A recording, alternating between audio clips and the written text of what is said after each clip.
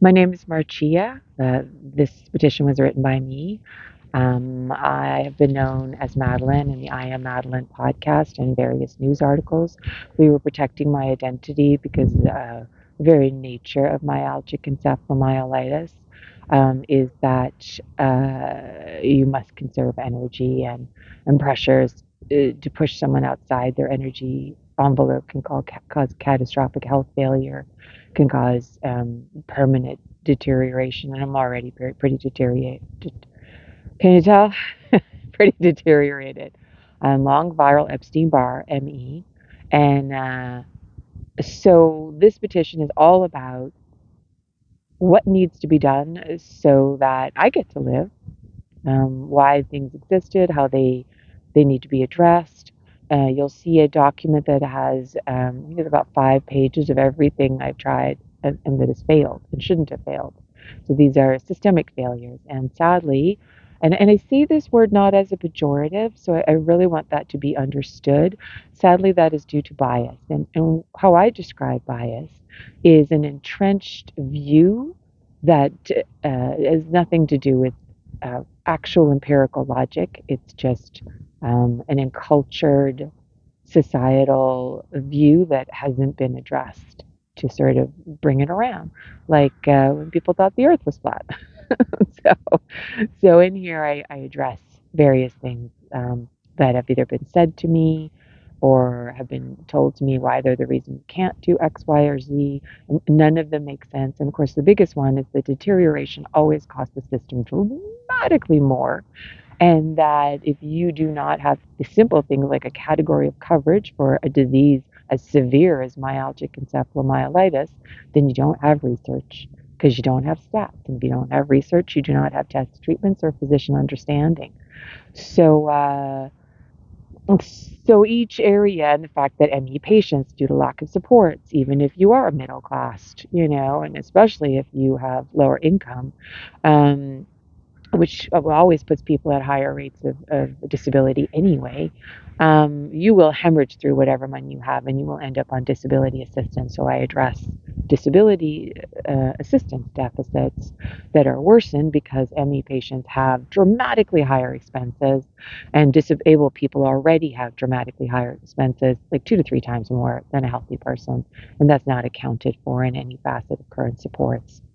Um, Also, the idea that we don't know what things cost is at play. For example, chemotherapy is $100,000 a year just for that support. No other.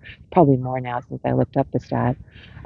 Kidney dialysis, $70,000 just for that support. No other support. So the money that is talked about for these supports, these are, actually much lower numbers than some other disease supports, but it's not understood what things cost. And there is also some systemic, sadly, again, biased and entrenched view. Doesn't mean a person is bad. If we haven't taken the time to really investigate and then to educate. My general idea is like, are people telepaths? Are they clairvoyant? Because like no. So this petition is built to address that. And while I was sort of back and forth with people who were helping me edit. Like one page, oh, then we're straight to the signature. But then a person who is able and doesn't understand the issues, especially politicians and doctors and economists and bureaucrats, like this sort of speaks to them a little bit in their language, but more to the things that are creating the roadblocks and the fact that none of that makes sense because it's much more expensive to allow any disability or a disease to deteriorate. Um, and again, I'm just going to say it verbally. It's written there in the top that when I applied for MAID, it wasn't because I wanted to die. It was because I knew I was heading that way when I ran out of the GoFundMe money that was keeping me alive. And the kind of death I was heading for was just of a brutality that it was paralyzing me a little bit. So I needed some empowerment if when I got to that place. So like what I'm talking about is ME patients who have a kind of mitochondrial system bricking, if you will. So you can't move and you can't speak and you can't eat. Um, It can't eat, not just can't eat, but often the digestive system won't process food. It costs too much energy. I would be isolated in a poverty care home, and CBC's Marketplace did a couple of specials on the horror of that. And then it would be removed from purpose, and you'll see a link to like all of the community work that I've been doing these last 30 years, and